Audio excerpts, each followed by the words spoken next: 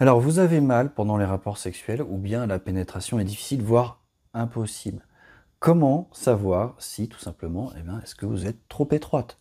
Est-ce que le vagin est trop petit? Est-ce que l'entrée est trop serrée? C'est ce qu'on va voir dans cette vidéo. Alors, rentrons directement dans le vif du sujet. Quelle est la proportion de malformations vaginales qui pourrait éventuellement gêner la pénétration? Bien écoutez, c'est très simple. Le chiffre est de 0,18%. Ça a été calculé dans une thèse médicale. Il y a 0,18% des femmes qui ont une malformation vaginale. Par contre, il y a 31% des femmes qui ont des douleurs pendant les rapports sexuels ou qui ont une pénétration douloureuse, voire impossible. 31% des femmes, 0,18% des femmes.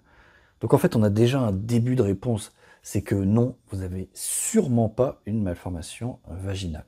Car, si on calcule, je ne sais pas combien ça fait exactement, mais on peut imaginer que ça doit être 98 ou 99% des femmes qui ont des douleurs n'ont pas de malformation vaginale. Donc ce n'est sûrement pas votre cas. Et je vais même enfoncer le clou. En fait, les malformations vaginales, c'est des trucs tellement visibles que c'est détecté au moindre examen gynécologique. Donc si vous êtes passé chez un gynécologue dans votre vie, donc c'est quasiment certain que vous n'avez pas de malformation vaginale, que votre vagin n'est pas trop étroit ou qu'il n'est pas trop petit. Alors vous allez me dire, bah oui, mais moi, quand on essaie de pénétrer, je sens que ça frotte, quoi, je sens que c'est trop petit. Alors comment ça se fait si j'ai pas une malformation vaginale? Je vais vous expliquer, c'est très simple, c'est à cause du périnée. Le périnée, c'est quoi? C'est un muscle qui entoure l'entrée du vagin. C'est un muscle donc circulaire, d'accord, qui fait le tour de l'entrée du vagin. Et un muscle circulaire, quand on se contracte, devinez ce qu'il fait. Il fait ceci. Il referme l'entrée du vagin en l'occurrence, d'accord? C'est les muscles qui ont des fibres circulaires, quand les fibres se contractent, ça ferme l'entrée de l'orifice concerné. Donc votre muscle périnée, tout simplement, pendant les phases sexuelles, il est trop contracté, ce qui diminue effectivement le calibre de l'entrée du vagin et qui peut faire mal, et voire où la pénétration est carrément impossible. Donc maintenant, je vais vous dire quelles sont les techniques qu'il faut utiliser pour que ça n'arrive plus, que ce muscle périnée ne se contracte plus au moment de la pénétration. La première technique, c'est d'apprendre à contrôler son périnée de façon physique, c'est-à-dire bien le sentir. Quand un muscle se contracte, en général, on le sent, et bien le relâcher. Une fois que c'est fait, ça suffit pas. Il faut aussi prendre des techniques de confiance, c'est-à-dire que vous devez avoir confiance en vous pour être pénétré. Parce qu'en général, pourquoi le périnée se contracte? C'est parce qu'on a peur d'être pénétré. Donc il faut enlever cette peur d'être pénétré. Il y a des exercices pour ça. C'est pas dur, il suffit d'avoir un petit entraînement. Et avec l'habitude, la peur, la phobie de la pénétration va partir.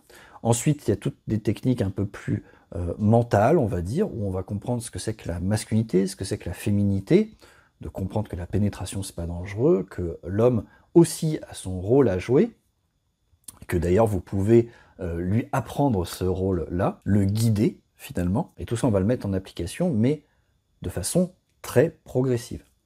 Par exemple, le premier enjeu dans les traitements de vaginisme que je fais, puisque c'est le deuxième motif de consultation chez les femmes quand même, donc le premier enjeu, disais-je, c'est d'avoir une pénétration confortable seule. Et oui, mais c'est complètement logique. Si déjà vous n'arrivez pas à la masturbation à avoir une pénétration, un, qui soit confortable, et deux, après, quand on va évoluer un petit peu, qui vous donne du plaisir, mais c'est même pas la peine d'essayer à deux. Il faut d'abord que la pénétration soit complètement maîtrisée toute seule, pour ensuite arriver avec le partenaire. Progressivité, après on passe avec le partenaire, où là vous allez avoir le contrôle total, c'est-à-dire que par exemple, une des techniques que je dis, c'est que vous vous mettez sur le partenaire. Comme ça, c'est vous qui contrôlez la pénétration.